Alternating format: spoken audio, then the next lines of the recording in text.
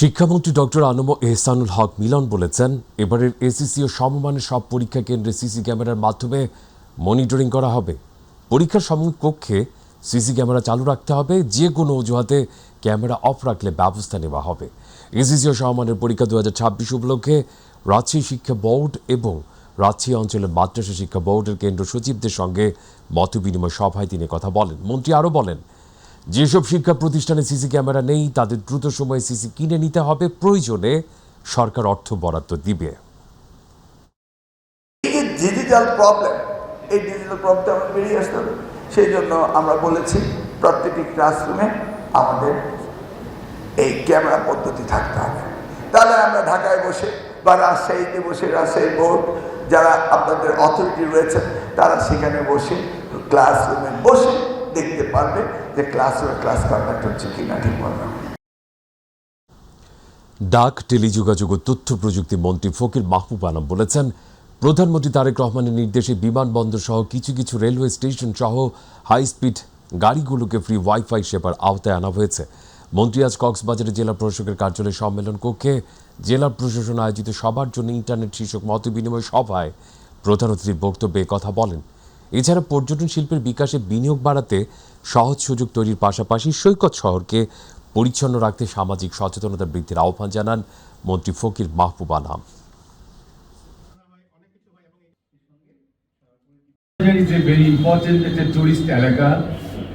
বাংলাদেশের অত্যন্ত আমি কি বলবো, lakhs of people every year, millions of people are visiting Cox's Bazar. আজকে ইন্টারন্যাশনাল এয়ারপোর্ট হচ্ছে, এত সুন্দর একটা আপনার স্টেশন, রেলওয়ে স্টেশন হয়েছে। এখানে আমাদের মাননীয় প্রধানমন্ত্রী ওনার নির্দেশে আমরা কিছু কিছু ট্রেনগুলি আমরা ফ্রি ওয়াইফাই সার্ভিস করে দিয়েছি। আমরা মানুষের দৌড় গোড়ায় যেতে চাই সার্ভিস দিয়ে। Attorney general barrister Ruhul Quddus Kajal বলেছেন, সরকার বিচার বিভাগের স্বাধীনতা নিশ্চিত করা এবং জনগণের ন্যায় বিচার পাওয়ার অধিকার প্রতিষ্ঠায় ধারাবাহিকভাবে কাজ করে যাচ্ছে। ঝিনাইদহের মহেশপুরে সুধীজনদের সঙ্গে মতবিনিময় সভায় সাংবাদিকদের প্রশ্নের জবাবে তিনি কথা বলেন। তিনি আরও বলেন, বিচার প্রার্থীরা যেন দ্রুত ও নিরপেক্ষ বিচার পান, সেজন্য বিচার ব্যবস্থার বিভিন্ন ক্ষেত্রে সংস্কার কার্যক্রম চলমান রয়েছে। আদালতের অবকাঠামো উন্নয়ন, বিচারক সংখ্যা বৃদ্ধি এবং মামলার জট কমাতে কার্যকর পদক্ষেপ নেওয়া হয়েছে বলেও তিনি উল্লেখ করেন। পাশাপাশি বিচার প্রক্রিয়াকে আধুনিক ও প্রযুক্তি নির্ভর করার উদ্যোগ চলছে বলেও জানান তিনি। সরকার বাংলাদেশের বিচার বিভাগের স্বাধীনতা, ন্যায় বিচার সুনিশ্চিত করা এবং বাংলাদেশের মানুষ যেন ন্যায় বিচার পায় সেই অধিকারটা সুনিশ্চিত করা, সে লক্ষ্যে এগিয়ে যাচ্ছে বলে আমি পর্যবেক্ষণ করছি।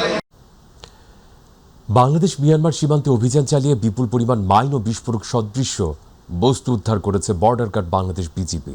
দুপুরে রামু সেক্টরে মিডিয়া সেন্টারে আয়োজিত যৌথ সংবাদ সম্মেলনে নাইক্ষংছড়ি 11 বিজিবির অধিনায়ক লেফটেন্যান্ট কর্নেল ফয়জুল কবির জানান, সীমান্তের ছায়াপাড়া এলাকায় সন্দেহভাজন 4-5 জন ব্যক্তি বিজিবির উপস্থিত টের পেয়ে হাতে থাকা ব্যাগ ফেলে দিয়ে পালিয়ে যায়। পরে ঘটনাস্থল থেকে 5টি অ্যান্টি পার্সোনাল মাইন, 5টি আইইডি, একটি metal detector, solar panel, mobile phone সহ বিভিন্ন সামগ্রী উদ্ধার করা হয়। উদ্ধারকৃত বিস্ফোরকগুলো নিরাপদে সংরক্ষণ করা হয়েছে। এই ঘটনায় নাইক্ষংছড়ি থানায় জিডি করা হয়েছে। এছাড়া কক্সবাজার 34 বিজিবি সীমান্তের আমবাগান এলাকা থেকে দাহ্য পদার্থ, মেপক্স সহ বিভিন্ন রাসায়নিক সামগ্রী উদ্ধার করা হয়েছে।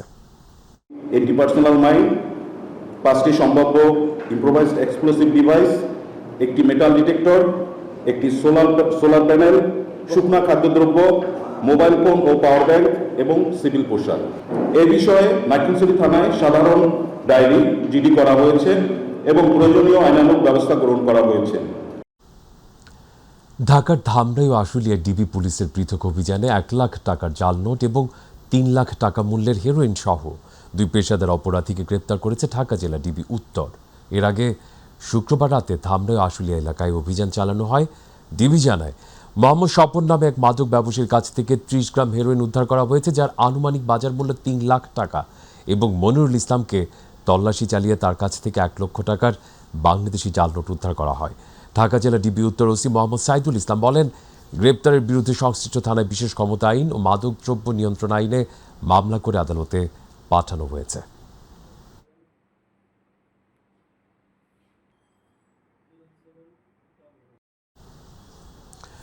বঙ্গোপসাগরের চট্টগ্রাম উপকূলে মাছ ধরার আড়ালে বড় ধরনের ইয়াবার চালান জব্দ করেছে র্যাব ৭। এ ঘটনায় ৯ জনকে আটক করা হয়েছে, যাদের মধ্যে ৫ জন রোহিঙ্গা নাগরিক রয়েছে। দুপুরে চান্দগাঁও ক্যাম্পে আয়োজিত সংবাদ সম্মেলনে র্যাব ৭-এর অধিনায়ক লেফটেন্যান্ট কর্নেল হাফিজুর রহমান জানায়, কক্সবাজার সীমান্ত এলাকা থেকে ফিশিং বোটে করে ইয়াবা পাচারের চেষ্টা করা হচ্ছিল। পতেঙ্গা উপকূলের ১৫ নম্বর ঘাট এলাকায় অভিযান চালিয়ে বোটটি আটক করা হয়। পরে বোটের ইঞ্জিন রুম তল্লাশি করে ৩ বস্তা থেকে প্রায় ১৫ কোটি টাকা মূল্যের ৫ লাখ পিস ইয়াবা উদ্ধার করা হয়। মায়ানমারের একটি বোট এসে তাদের বোটে এই ৩টি বস্তা দিয়ে গিয়েছে। এই ছোট ওই যে পলিথিনের যে বস্তা যেগুলোতে করে সাধারণত মাছ ক্যারি করা হয়, এই বস্তাগুলোর মধ্যে। তো সেখান থেকে তারা নিয়ে এসেছে এবং চট্টগ্রামে এসে আরেকজনের কাছে তাদের সাপ্লাই দেওয়ার কথা ছিল। তো যার কাছে সাপ্লাই দেওয়ার কথা ছিল, আমরা ইয়াবা এবং এই আসামিগুলো জব্দ করার পর, গ্রেপ্তার করার পর সেই ব্যক্তিকে আর এখন পর্যন্ত খুঁজে পাওয়া যায়নি, তবে আমাদের কার্যক্রম চলমান রয়েছে। সাতক্ষীরার কোবাদক রেঞ্জের অধীন সংরক্ষিত সুন্দরবনের কচিখালী এলাকায় অভিযান চালিয়ে ৩টি দেশীয় অস্ত্র, 4টি কাঁটাতারের ফাঁদ উদ্ধার করেছে বন বিভাগ। সুন্দরবন সাতক্ষীরা রেঞ্জের সহকারী বন সংরক্ষক মোহাম্মদ শহীদুর রহমান জানান, শুক্রবার কোবাদক ও বুড়িগোয়ালিনী স্টেশনের যৌথ উদ্যোগে কচিখালী এলাকার ভেতরে একটি বিশেষ অভিযান পরিচালনা করা হয়। অভিযান চলাকালে বনদস্যুদের উপস্থিত টের পেয়ে তাদের সঙ্গে বনরক্ষীদের মুখোমুখি সংঘর্ষ হয়। এই সময় উভয় পক্ষের মধ্যে প্রায় 7 রাউন্ড গুলি বিনিময় হয়। পরিস্থিতি বেগতিক দেখে বনদস্যুরা পালিয়ে যায়, ফলে কাউকে আটক করা সম্ভব হয়নি। পরে ঘটনাস্থল থেকে 3টি দেশীয় অস্ত্র এবং 4টি কাঁটাতারের ফাঁদ উদ্ধার করা হয়।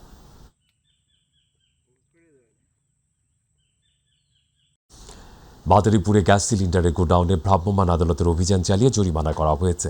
সদর উপজেলার থানতলী ও খাগতি এলাকায় জেলা প্রশাসনের নির্বাহী ম্যাজিস্ট্রেট কামরুল হাসান ও আব্দুল্লাহ আল কাইয়ুম যৌথভাবে অভিযান পরিচালনা করেন। বিক্রয় রসিদ না থাকা অতিরিক্ত দামে সিলিন্ডার বিক্রির অভিযোগে 3 ব্যবসায়ীকে মোট 25,000 টাকা জরিমানা করা হয়। এছাড়া পাটের পরিবর্তে প্লাস্টিকের বস্তায় চাল বিক্রিতে এক প্রতিষ্ঠানকে 4,000 টাকা জরিমানা করা হয়। সব মিলিয়ে 29,000 টাকা জরিমানা আদায় করা হয়েছে বলে জানায় প্রশাসন। যে ডিপো থেকে নিয়ে আসে, সেই ডিপোতেও দেখা গেছে যে সেখানে আমাদের লিখিত চালানের একটি মূল্য, অথচ তাদের ফোনে, হোয়াটসঅ্যাপে তারা আলাদাভাবে এক্সট্রা মূল্য চেয়েছে। তো সেটা আমরা আমলে নিয়েছি। আমাদের অভিযান নিয়মিত পরিচালনা করা হবে। জেলা প্রশাসন সর্বদাই এটা নিয়ে সচেষ্ট আসে। এটা নিয়ে আমি মাদারীপুরবাসীকে আশ্বস্ত করতে চাই যে আমাদের জেলা প্রশাসন এই অভিযান নিয়মিত পরিচালনা করতে থাকবে এবং আশা করছি খুব দ্রুতই এই যে গ্যাসের যে একটি অতিরিক্ত মূল্যের যে সমস্যাটি, সেটা সমাধান হবে। এবারে সারা দেশের হামের পরিস্থিতি। চট্টগ্রামে নতুন করে 8 জন শিশুর শরীরে হাম শনাক্ত হয়েছে। এ নিয়ে জেলায় মোট আক্রান্তের সংখ্যা দাঁড়িয়েছে 34 জনে। চট্টগ্রাম জেলা সিভিল সার্জন কার্যালয়ের তথ্যে জানা যায়, নতুন আক্রান্তদের মধ্যে 6 জন নগরীর এবং 2 জন উপজেলার বাসিন্দা। এদিকে গতকাল হামের উপসর্গ নিয়ে আরও 15 জন শিশুকে বিভিন্ন হাসপাতালে ভর্তি করা হয়েছে। বর্তমানে হামের উপসর্গ নিয়ে চিকিৎসাধীন রয়েছেন 83 জন। স্বাস্থ্য বিভাগ জানিয়েছে এ পর্যন্ত 305 জনের নমুনা পরীক্ষা করতে ঢাকায় পাঠানো হয়েছে। জেলা civil surgeon doctor Jahangir Alam জানান, পরিস্থিতি মোকাবেলায় আগামী 20 এপ্রিল থেকে দেশব্যাপী হাম রুবেলা টিকাদান কর্মসূচি শুরু হবে।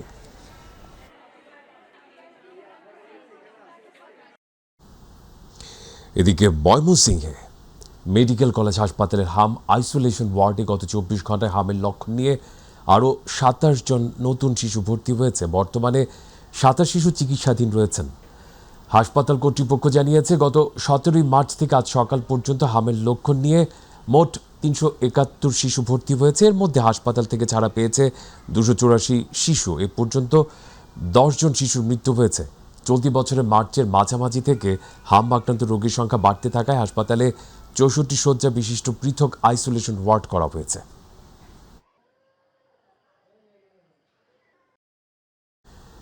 দেশে হাম সংক্রমণ উদ্বেগজনকভাবে বেড়েছে। লক্ষ্মীপুরে ওই রোগের প্রকোপ বৃদ্ধি পেয়েছে। গত এক সপ্তাহে জেলায় 22 জন হামের রোগী শনাক্ত হয়েছে।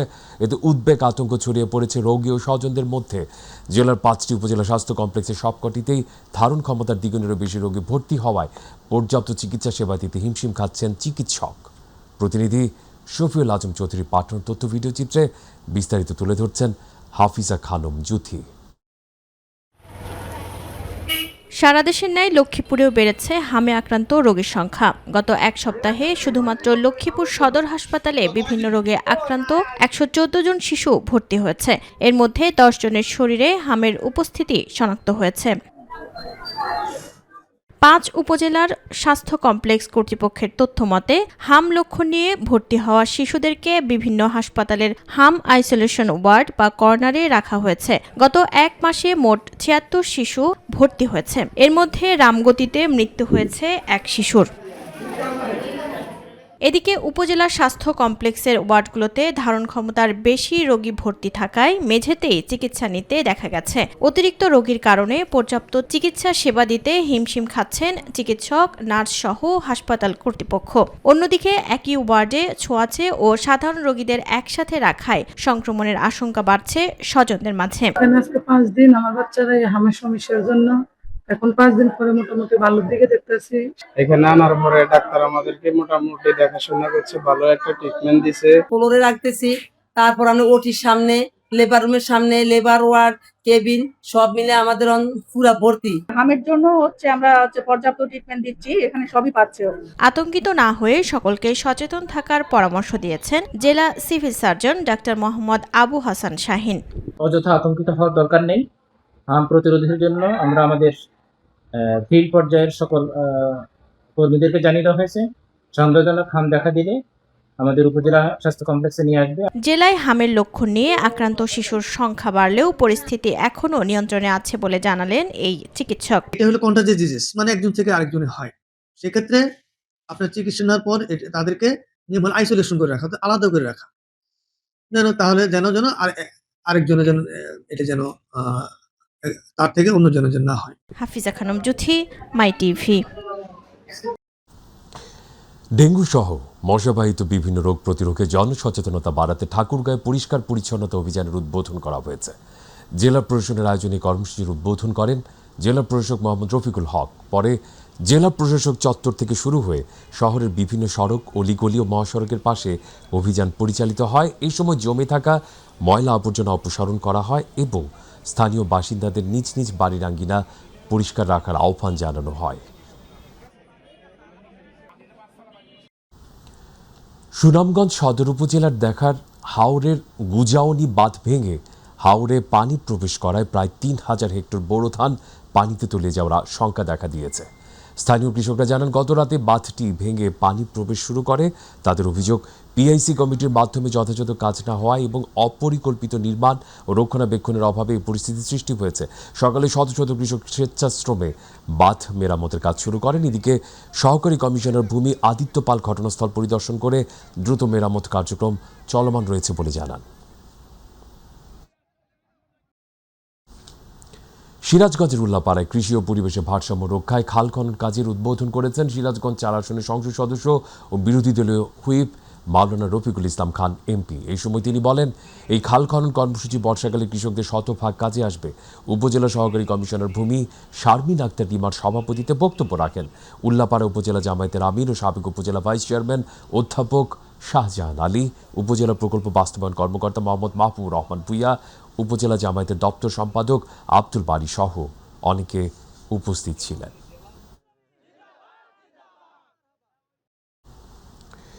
নওগাঁয় 7 কিলোমিটার খাল পুনঃখনন কাজের উদ্বোধন করা হয়েছে। দুপুরে নওগাঁ সদর উপজেলার কীর্তিপুর ইউনিয়নের চোয়ারপুর গ্রামে এই খাল খননের উদ্বোধন করেন সদর আসনের সংসদ সদস্য জাহিদুল ইসলাম। এই সময় রাজনৈতিক নেতৃবৃন্দরা উপস্থিত ছিলেন। ন্যাশনাল ডেভেলপমেন্ট প্রোগ্রাম এনডিপির বাস্তবায়নে কালীতলা ব্রিজ থেকে হাপানিয়া বাজার পর্যন্ত এই খনন কাজের ব্যয় ধরা হয়েছে প্রায় 98 লাখ টাকা। এই খালটির খনন কাজ সম্পূর্ণ হলে কৃষকরা সহজেই ফসলাদি উৎপাদনের মাধ্যমে এলাকার কৃষিখাত আরও সমৃদ্ধশালী হবে বলে আশা প্রকাশ করেন সংসদ সদস্য।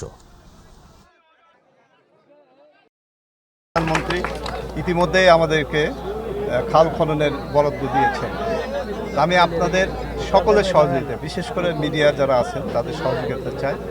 আপনাদের সহযোগিতা এই চাই যে যাতে করে প্রত্যেকটি এলাকায় যে খালগুলি হবে এই খালে যেন স্বচ্ছতার সাথে এবং জবাবদিহিতার সাথে যেন এই কাজগুলি হয়। পিরোজপুরে পুরোদমে চলছে বোরো ধানের আবাদ। দেশের খাদ্য নিরাপত্তার অন্যতম বড় ভরসা এই মৌসুমে নির্ধারিত হয় অনেক কৃষকের স্বপ্ন, শ্রম আর বেঁচে থাকার হিসাব। তবে সেই আবাদ ঘিরেই এখন কৃষকের মারাত্মক উদ্বেগের কারণ হয়ে দাঁড়িয়েছে সার সংকট। যদিও কৃষি সম্প্রসারণ অধিদপ্তরের দাবি, জেলায় সার ও বীজের পর্যাপ্ত মজুদ রয়েছে এবং চলছে সার্বক্ষণিক তদারকি। প্রতিনিধি মুকুল চট্টোপাধ্যায়ের পাঠানো তথ্যচিত্র নিয়ে বিস্তারিত জানাচ্ছেন জুবাইর রহমান। দিনাজপুরে ভরা মৌসুমে বোরো ধানের আবাদ এখন পুরোদমে চলছে।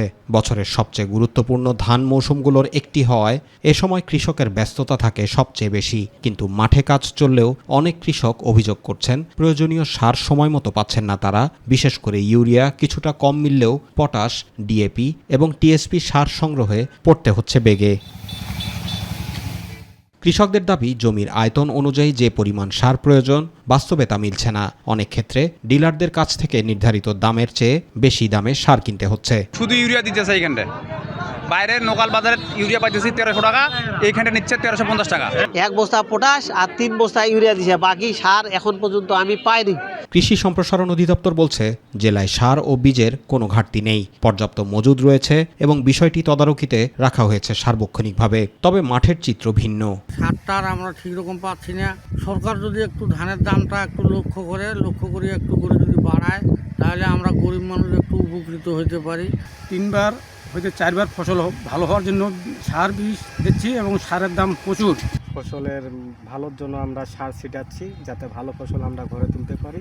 আমরা যদি ধানের ফসল যদি না করতে পারি বা খরচপাতি করি, আমাদের ধানের দাম যদি না পাই, আমাদের তো সমস্যা খুব। এদিকে বোরো আবাদ পুরোপুরি সেচ নির্ভর। বছর জুড়ে ধান উৎপাদনে যে পরিমাণ সেচের প্রয়োজন হয় তার প্রায় 93% লাগে বোরো মৌসুমে। ফলে এই সময়ে সার, বীজ ও সেচের যে কোনো বিঘ্ন সরাসরি প্রভাব ফেলে উৎপাদনের ওপর। ইতিমধ্যে আমাদের যে সমস্ত ডিলার আছে সবগুলো কিন্তু আমরা তদারকি করতেছি। সার এবং বীজ যে এটার সমস্যা, এটা কিন্তু কৃষকরা বলতে পারবে না এবং সার বীজ আমাদের পর্যাপ্ত মজুদ আছে, এটা কোথাও কোনো ঘাটতি নাই এবং আমাদের এটা সার্বক্ষণিক কিন্তু তদারকিতে আছে। ধানের শীষ শুধু ফসল নয়, এদেশের মানুষের খাদ্য নিরাপত্তারও প্রতীক। তাই বোরো মৌসুমে সারের সহজলভ্যতা নিশ্চিত করা শুধু কৃষকের দাবি নয়, এটি বাজার স্থিতিশীলতা এবং সাধারণ মানুষের জীবনযাত্রার সঙ্গেও সরাসরি জড়িত।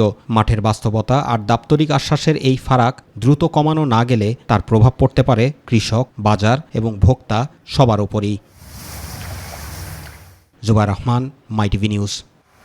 চট্টগ্রামের 16 শহর 2 নম্বর গেটে একটি বিপণী বিতানে অগ্নিকাণ্ডের ঘটনা ঘটেছে। সকাল 10:30টার দিকে 2 নম্বর গেট মোড় সংলগ্ন চিটাগং শপিং কমপ্লেক্সের নিচতলার দোকানে আগুন লাগে বলে ফায়ার সার্ভিস জানিয়েছে। আগ্রাবাদ ফায়ার সার্ভিসের নিয়ন্ত্রণ কক্ষ জানায়, আগুনের খবর পেয়ে ফায়ার সার্ভিসের 5টি ইউনিট ঘটনাস্থলে গিয়ে প্রায় 1 ঘন্টা চেষ্টা করে আগুন নিয়ন্ত্রণে আনেন। তবে তাৎক্ষণিকভাবে আগুন লাগার কারণ জানাতে পারেনি ফায়ার সার্ভিস।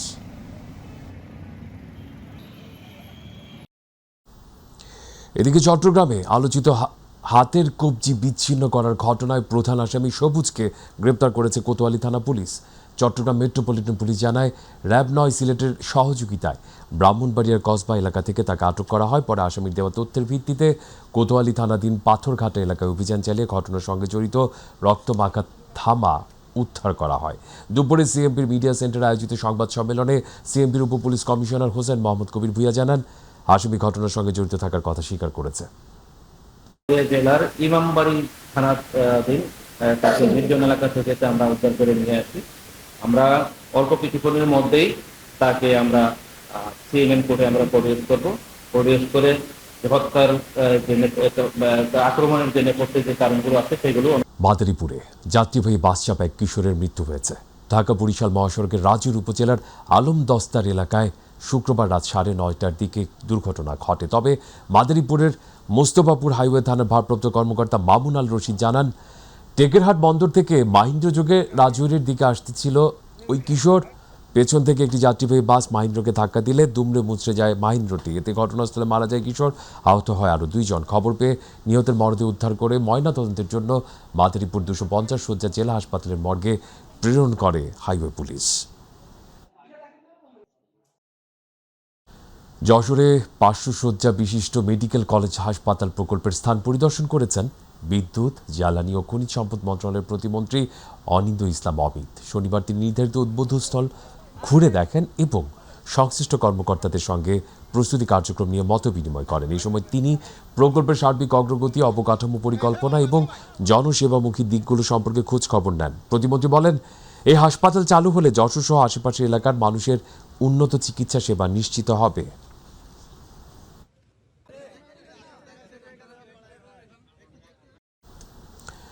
গোপালগঞ্জ 2 আসনের সংসদ সদস্য ডাক্তার KM বাবর বলেছেন, ফ্যামিলি কার্ড নিয়ে বিরোধী দল নানা মন্তব্য করলে ইতোমধ্যে ফ্যামিলি কার্ড, খাল খনন কর্মসূচি এবং ইমাম ও পুরোহিতদের ভাতা চালু করা হয়েছে। শনিবার দুপুরে সদর উপজেলায় চেয়ারম্যানদের দেওয়া সংবর্ধনা অনুষ্ঠানের প্রধান অতিথির বক্তব্যে তিনি এসব কথা বলেন। তিনি আরও বলেন, বিগত 17 বছরে গোপালগঞ্জে কাঙ্ক্ষিত উন্নয়ন হয়নি, পানির সংকট প্রকট আকার ধারণ করেছে। তিনি জানান, পানি প্লান্ট স্থাপনের জন্য ডিও লেটার দেওয়া হয়েছে। আমাদের বিরোধী মহল অনেক ধরনের বাজে মন্তব্য করেছিল। আজ দেখেন, হাতের কালি মোছার আগেই ফ্যামিলি কার্ড, খাল খনন কর্মসূচি, বিভিন্ন মসজিদ মন্দিরের ইমাম, মুয়াজ্জিন এবং পুরোহিতরা, সেবক যারা আছেন সবাইকে সম্মানী ভাতা দিচ্ছেন। গাইবান্ধার সাদুল্লাপুরে বাল্যবিবাহ নিরোধ সংক্রান্ত কর্মশালা অনুষ্ঠিত হয়েছে। উপজেলা প্রশাসনের মহিলা বিষয়ক কার্যালয়ের আয়োজনে উপজেলা হল রুমে সাদুল্লাপুর উপজেলাকে বাল্যবিবাহ মুক্ত রাখতে স্থানীয় জনপ্রতিনিধি, ইউনিয়ন পরিষদের সচিব, বিবাহ রেজিস্ট্রার কাজী, বিভিন্ন মসজিদ মন্দিরের ইমাম, পুরোহিতদের সাথে বাল্যবিবাহ নিরোধ সংক্রান্ত কর্মশালা অনুষ্ঠিত হয়।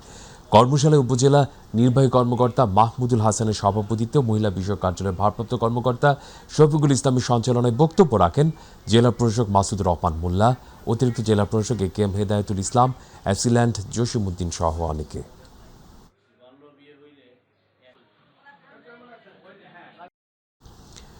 সিরাজগঞ্জের চৌহালি উপজেলায় SSC ও দাখিল পরীক্ষার্থী 2026 উপলক্ষে স্কুল ও মাদ্রাসায়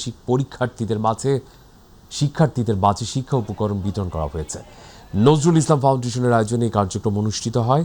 এতে প্রধান উদ্যোক্তার পক্ষে উপস্থিত ছিলেন প্রতিষ্ঠানের পরিচালক আলহাজ মোহাম্মদ আব্দুল হাকিম, ঢাকাস্থ চৌহালি উপজেলা কল্যাণ সমিতির সাংগঠনিক সম্পাদক প্রভাষক মিজানুর রহমান, সিনিয়র সহসভাপতি জাহাঙ্গীর আলম মাস্টার।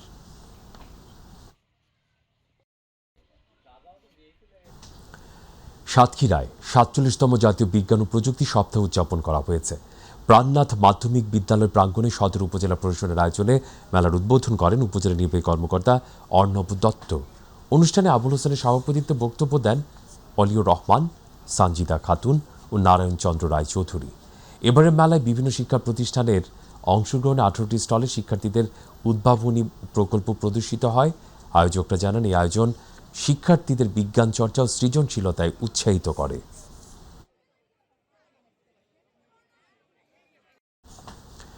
বরিশালের আগুইলঝাড়ায় 47তম জাতীয় বিজ্ঞান ও প্রযুক্তি সপ্তাহ বিজ্ঞান মেলা 2026 অনুষ্ঠিত হয়েছে।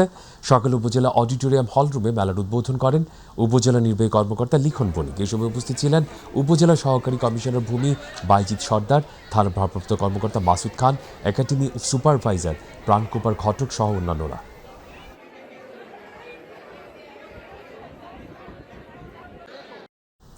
ব্রাহ্মণবাড়িয়ায় সদর উপজেলা প্রশাসনের আয়োজনে 47তম জাতীয় বিজ্ঞান ও প্রযুক্তি সপ্তাহ বিজ্ঞান মেলা এবং বিনামূল্যে বীজ ও রাসায়নিক সার বিতরণ করা হয়েছে। সকালে সদর উপজেলা কমপ্লেক্সে আয়োজিত অনুষ্ঠানে প্রধান অতিথি ছিলেন ব্রাহ্মণবাড়িয়া 3 আসনের সংসদ সদস্য ইঞ্জিনিয়ার খালেদ হোসেন মাহবুব শ্যামল। সদর উপজেলা সহকারী কমিশনার ভূমি নাসরিনের সভাপতিত্বে বিশেষ অতিথি ছিলেন জেলা পরিষদের প্রশাসক মোহাম্মদ সিরাজুল ইসলাম, জেলা শিক্ষা অফিসার জুলফিকার হোসেন, সদর উপজেলা কৃষি কর্মকর্তা শাহানা বেগম সহ আরও অনেকে।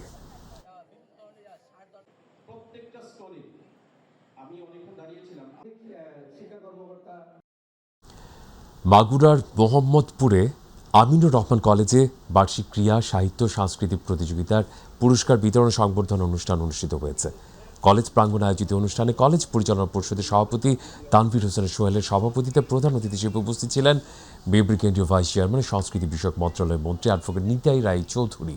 এ সময় বিশেষ অতিথি হিসেবে উপস্থিত ছিলেন উপজেলা নির্বাহী কর্মকর্তা শাহনুর জামান।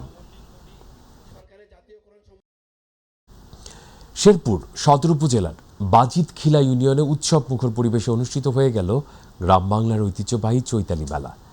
বাজিতখিলা ইউনিয়নের লোকায়ের পাড় যুব সমাজের উদ্যোগে এই মেলার আয়োজন করা হয়। চৈত্র সংক্রান্তি আমেজকে কেন্দ্র করে আয়োজিত এই মেলায় ছিল গ্রামীণ সংস্কৃতির ভিন্ন ধর্মী নানা আয়োজন। মেলা উপলক্ষে মাঠের চারদিকে বসেছিল দেশীয় খাবারের দোকান ও প্রসাধনীর স্টল। হারিয়ে যাওয়া গ্রামীণ হাডুডু খেলা, টানটান উত্তেজনার এই খেলাটি দেখতে সবচেয়ে বেশি ভিড় জমে। সাইকেল খেলা চালকদের নৈপুণ্য দেখে মুগ্ধ হন উপস্থিত দর্শনার্থীরা। গাঙ্গি খেলা স্থানীয় ঐতিহ্যের অংশ হিসেবে এই খেলাটিও ছিল বেশ উপভোগ্য।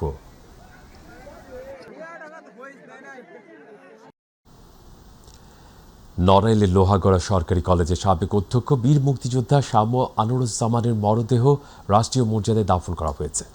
রাষ্ট্রের পক্ষে সালাম প্রদান করেন লোহাগড়া উপজেলা নির্বাহী অফিসার শাম্মী কায়সার। লোহাগড়া থানার একদল চৌকস পুলিশ গার্ড অফ অনার প্রদান করেন। এর আগে জানাজার পূর্বে কথা বলেন উপজেলা নির্বাহী অফিসার শাম্মী কায়সার।